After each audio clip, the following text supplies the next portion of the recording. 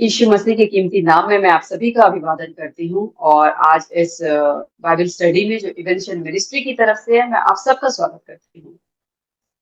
For today's Bible study, let us turn to the Gospel according to Saint Matthew, chapter 28, verses 11 to 20. और आज की Bible study के लिए हम देखेंगे मत्ती रचित सुसमाचार उसका 28 अध्याय उसका 11 से 20 वचन तक। Read 11 to 15 verses. मैं 11 से 15 वचन तक पढ़ती हूँ। वे जा ही रही थी कि पहरुओं में से कुछ ने नगर में आकर पूरा हाल प्रधान याजकों से कह सुनाया। तब उन्होंने पुरनियों के साथ इकट्ठे होकर सम्मति की और सिपाहियों को बहुत चांदी देकर कहा, यह कहना कि रात को जब हम सो रहे थे तो उसके चेले आकर उसे चुरा ले गए। और यदि यह बात हाकिम के कान तक पहुंचेगी तो हम उसे समझा लेंगे और तुम्हें जोखिम से बचा लेंगे। अतः उन्होंने रुपए लेकर जैसा सिखाया गए थे वैसा ही किया। यह बात आज तक यहूदियों में प्रचलित है।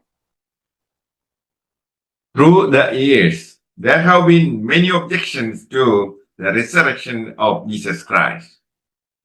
और इन पूरे सालों में बहुत सारे ऐसे ऑब्जेक्शन उठे हैं कि जो खुदा यीशु मसीह का जो पुनरुत्थान है उस पे बहुत सारे सवाल हुए।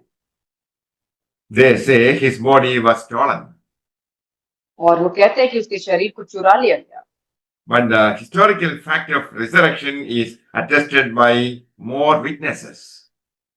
और लेकिन जो पुनरुत्थान का जो एक सच्चाई है उसके लिए बहुत सारे ऐसे गवाह हैं जो दिए गए हैं। We can believe the confirmed testimony of these eyewitnesses. और हम जो है इस पे विश्वास कर सकते हैं कि उन्होंने कंफर्म किया है कि जो वहां के गवाह थे उनके जरिए। Moreover, Jesus rose from the dead and lives inside the hearts of those people who open their hearts. और यीशु मसीह जो है उसका उसका पुनरुत्थान हुआ और उनके हृदय में रहा जिसने अपने हृदय को उसके लिए खोला। Verses 16 and 17. 11 चेले गलील में उस पहाड़ पर गए जिसे यीशु ने उन्हें बताया था। उन्होंने उसके दर्शन पाकर उसे प्रणाम किया, पर किसी किसी को संदेह हुआ। The 11 disciples went away to Galilee to the mountain Jesus had appointed for them. और 11 जो चेले थे यीशु मसीह के वो गलील में उस पहाड़ पर गए जहाँ पे यीशु मसीह ने उनसे कहा था जाने के लिए। When they saw him, they worshipped him. और जब उन्होंने उसको देखा तो उसकी आराधना की। At this meeting, they received their apostolic commission. और इस मीटिंग में जब वो खुदा से मिले तो उन्हें क्या काम करना है ये चीज उनको पता चला। Some doubted for feeling it was too good to be true.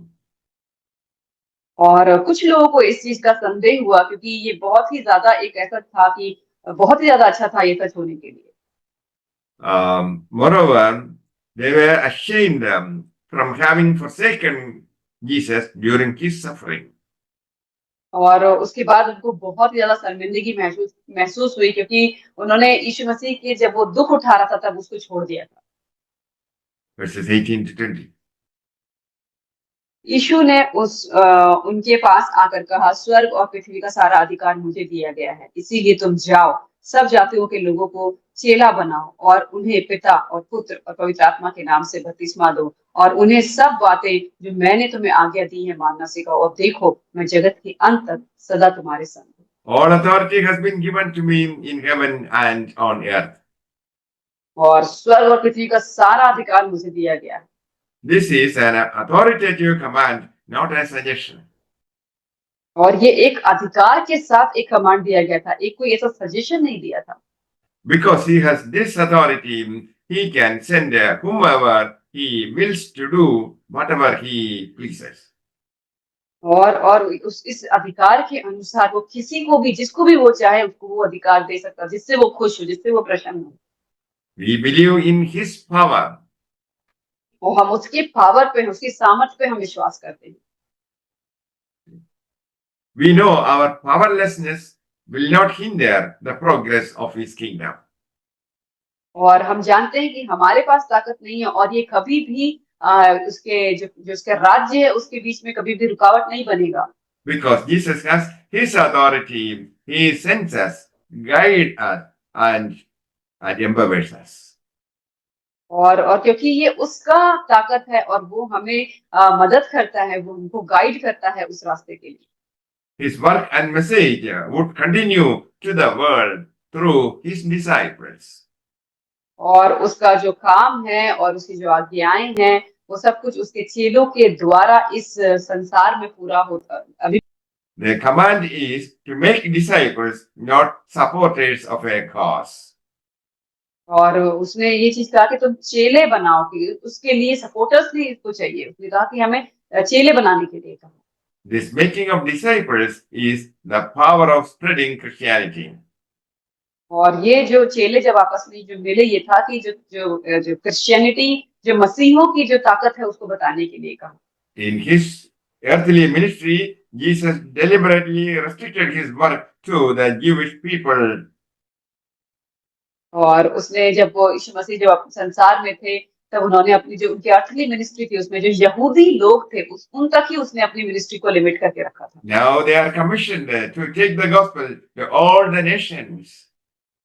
और अभी उन्होंने जो आज्ञा दी वो ये है कि मेरे सुसमाचार को सारे नेशंस में लेके जाने के लिए। There is no place on earth where the gospel of Jesus Christ should not be preached and where disciples should not be made.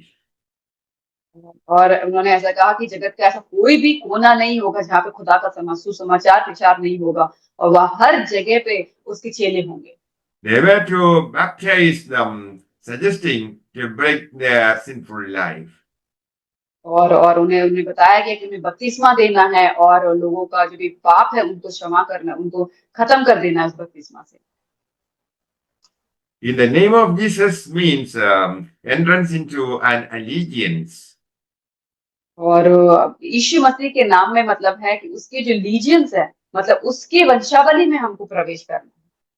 The experience of God in the person of God the Father, the Son, and the Holy Spirit is the essential basis of discipleship.